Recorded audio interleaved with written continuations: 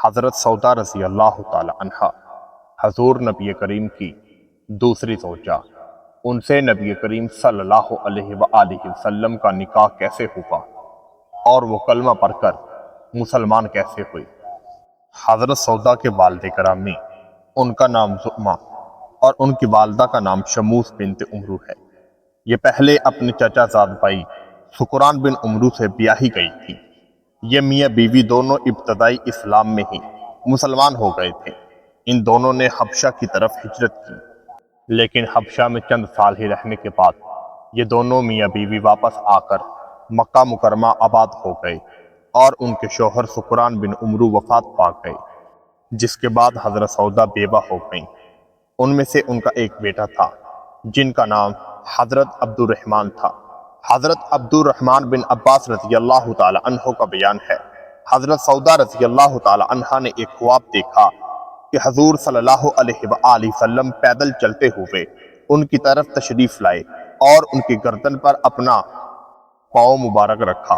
حضرت سودا نے اپنے خواب کو اپنے شوہر سے بیان کیا تو انہوں نے کہا کہ اگر تیرا خواب سچا ہے تو میں یقیناً عنقریب مر ہی جاؤں گا اور حضور صلی اللہ علیہ وآلہ وسلم سے تجھ کا نکاح ہو جائے گا۔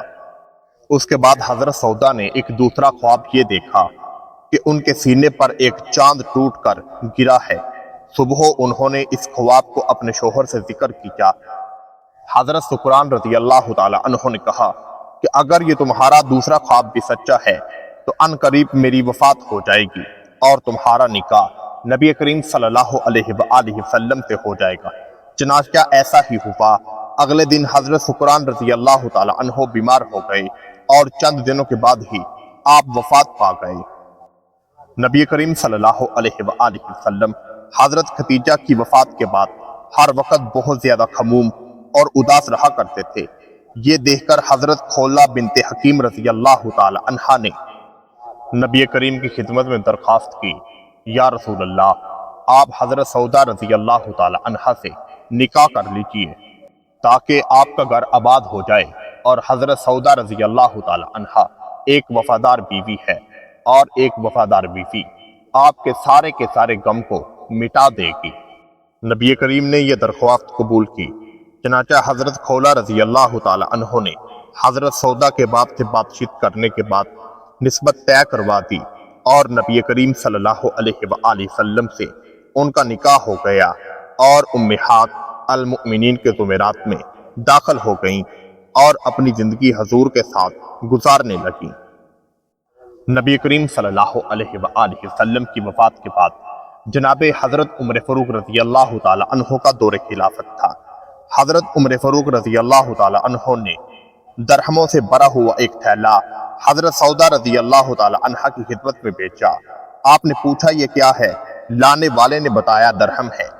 آپ نے فرمایا بلا درہم کھجوروں کے تھیلوں میں بھیجا کرتے ہیں۔ یہ کہہ کر اٹھے اور اسی وقت تمام کے تمام درہموں کو مدینہ منورہ کے فقراء اور مسکینوں میں تقسیم کر دیا۔ امام ذہبی اور امام بخاری نے اس روایت کو صحیح بتایا ہے کہ جناب حضرت عمر فاروق رضی اللہ تعالی عنہ کے دور خلافت یعنی سن ہجری 55 میں حضرت سودا رضی اللہ تعالی عنہ کا انتقال ہوا۔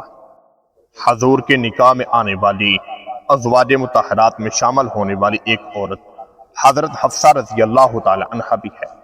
ان کے والد کا نام امیر المؤمنین حضرت عمر ابن خطاب ہے اور ان کی والدہ کا نام زینب بنت مظعون ہے۔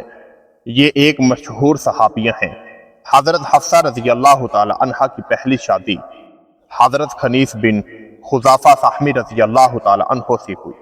انہوں نے اپنے شوہر کے ساتھ مدینہ طیبہ کی طرف ہجرت بھی کی تھی، لیکن ان کے شوہر جنگ بدر یا جنگ حنین میں زخمی ہو کر وفات پا گئے۔ یہ بیوہ ہو گئی۔ پھر رسول اللہ صلی اللہ علیہ وآلہ وسلم نے 3 ہجری میں ان سے نکاح فرمایا۔ ام المؤمنین کی حیثیت سے کاشانہ نبوت میں مشرف ہوئی۔ یہ بہت ہی شاندار، بلند ہمت اور سخاوت دار عورت تھی۔ حضرت حفصہ رضی اللہ تعالی عنہا نبی کریم صلی اللہ علیہ وآلہ وسلم سے نکاح کے بعد اپنا زیادہ تر وقت اللہ تعالیٰ کی عبادت اور قرآن پاک کی تلاوت میں گزارا کرتی تھیں۔ جناب حضرت عمر ابن خطاب رضی اللہ تعالی عنہ اکثر پریشان رہا کرتے تھے۔